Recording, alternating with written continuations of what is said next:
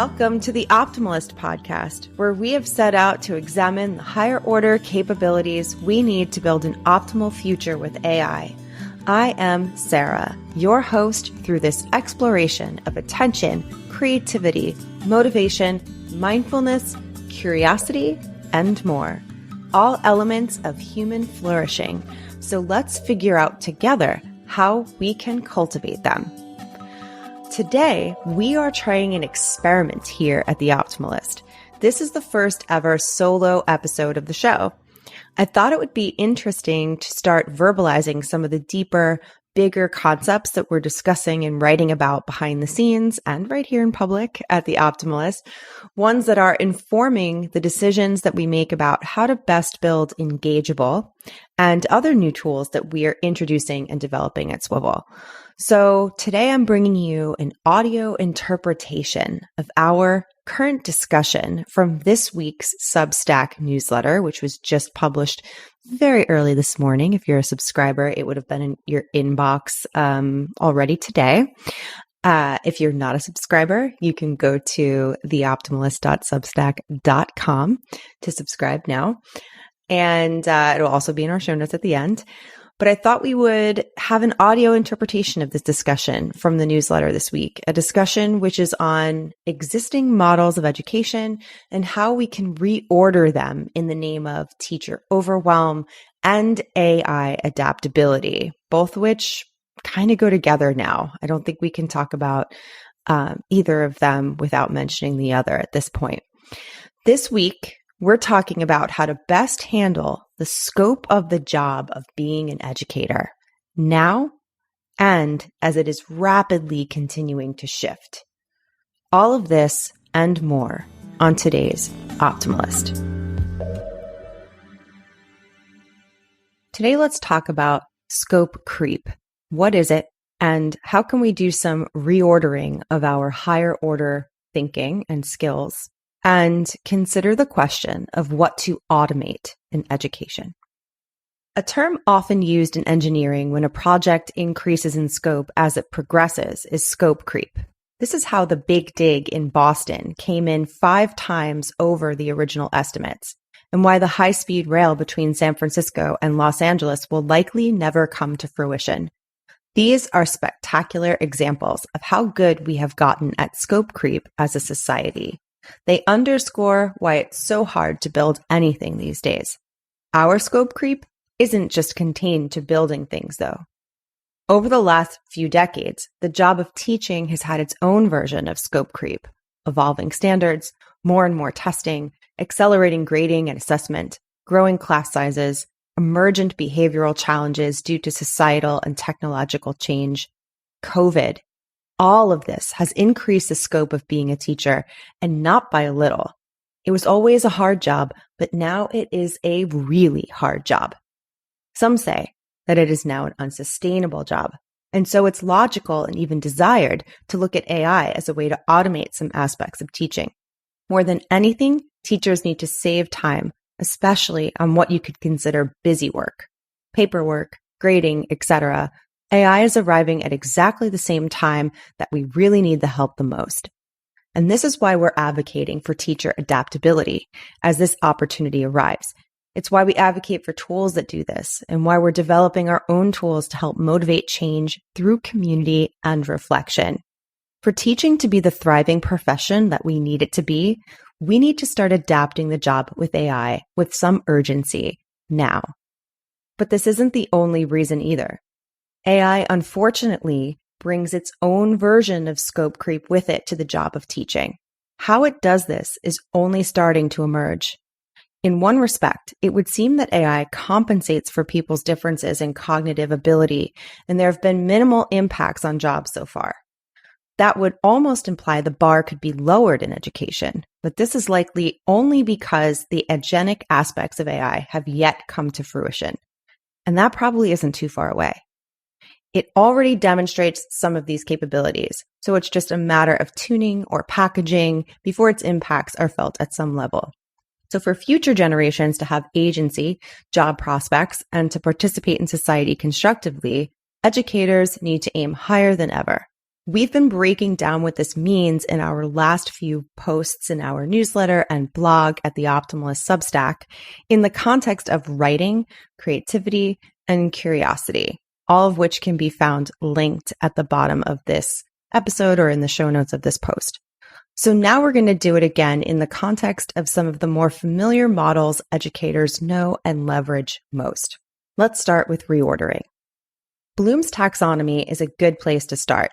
It's the OG of higher order thinking, or as educators have come to call it, HOTS. As with all models, it has its flaws worthy of critique, but it's still been a highly useful one, especially in recent years, as a way to explain how to respond to the threat of job automation.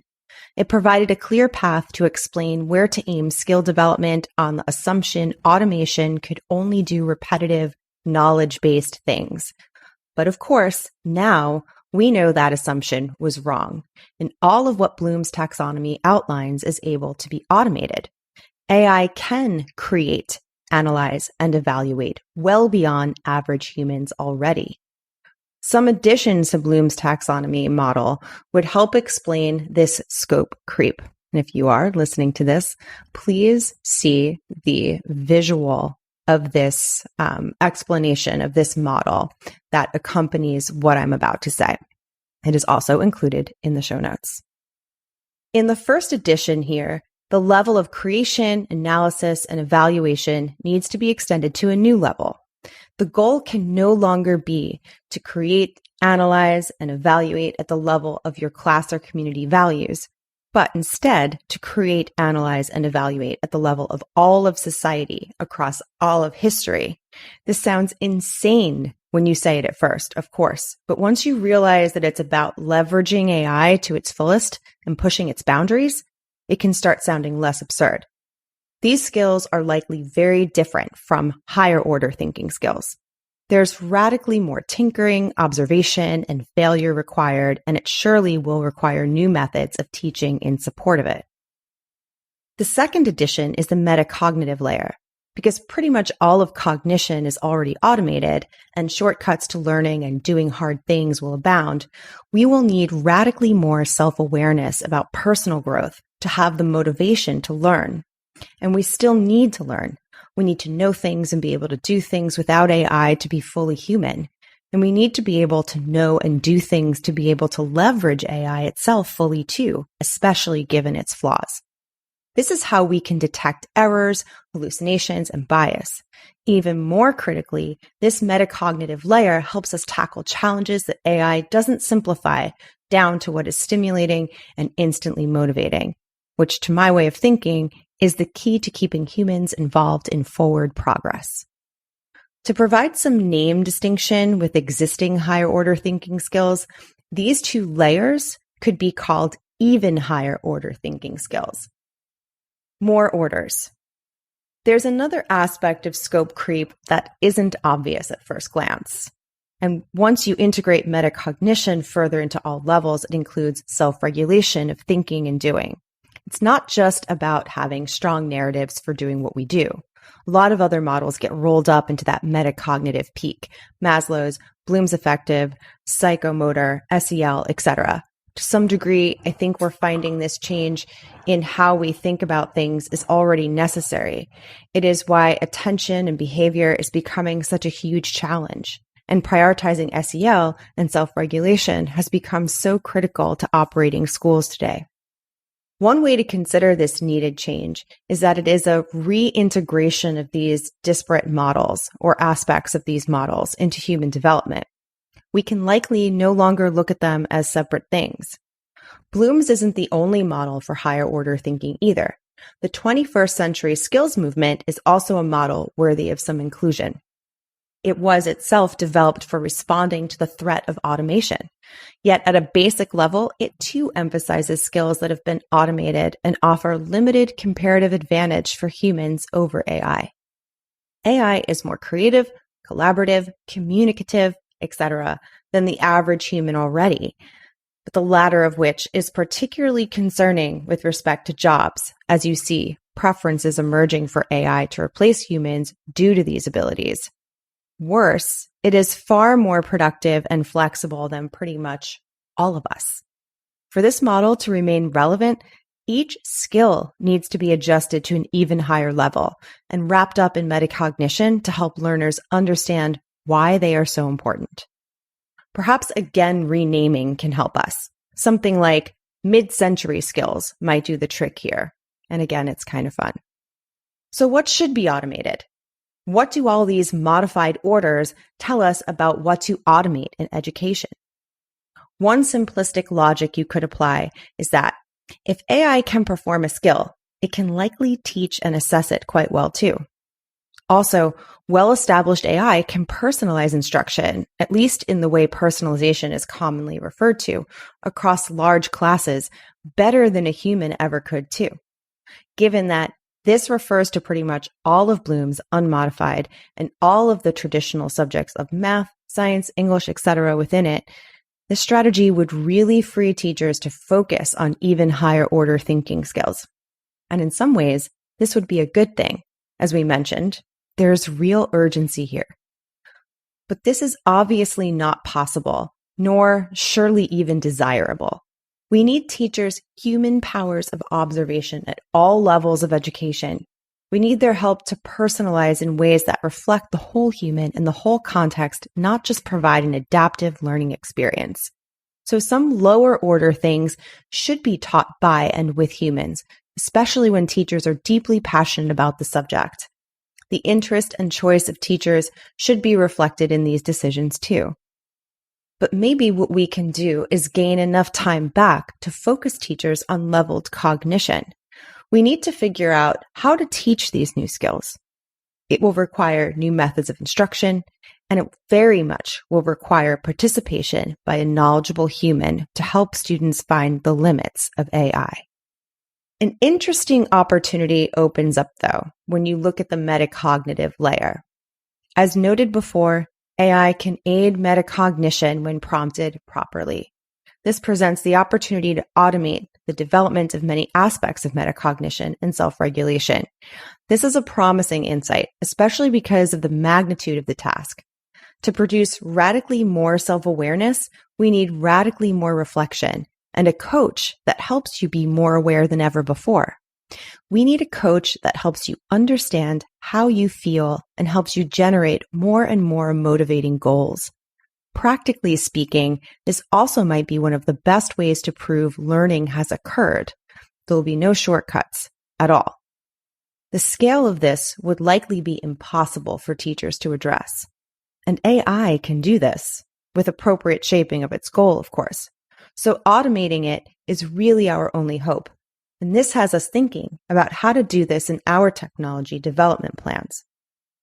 There are many answers to the question of what to automate, and very likely many good answers. But the key for us as humans, though, is adaptability. As long as we can find a way to be adaptable, we can keep scope creep under control and meet the needs of our very near future. I hope you enjoyed another break from our regular format this week. This is the last one, I promise. I'll be back next week with an all-new conversation with an all-new guest. Now that we're in our 20s here in the show, meaning we've made it through episode 20 and now we're going beyond, I am busy preparing for next level topics and guests that reach way beyond our own comfort zone and anything we've done or thought about before. So then we can really start to break open the mystery of human flourishing in education, at home, at work, everywhere. So it's all coming, everything, you name it. You can hold me to it. But for now, I'm interested in knowing what you think about today's topic, scope creep. You can let us know by leaving a comment on Substack if you are a subscriber. Like I said earlier, that is, you can subscribe at theoptimalist.substack.com. You can also leave a review in Apple Podcasts, and you can reach me on Twitter at scandela9. The hashtag Optimalist can be used also on Twitter or Instagram when posting answers to questions or commenting on something from the show or something you've read in the newsletter. And I'll be sure to see it, I promise, if you use that tag on anything that you want to say to us. I personally can also be reached always at Sara@getengageable.com. Just for reference, anywhere where my name is seen, it is Sara without an H. I don't think I've ever said that before. Now I'm saying it. You can listen and subscribe to the Optimalist Podcast wherever you love listening to great podcasts.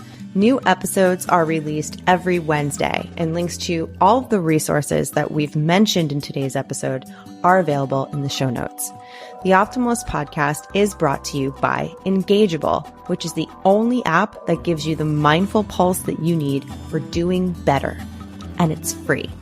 Create an account today at getengageable.com or by downloading Engageable on any iOS or Android device. You can also follow us at Get Engageable on Twitter and Instagram. Thanks for listening to The Optimalist today. I'll be back next week with an all new conversation, just as promised. Until then, stay engaged.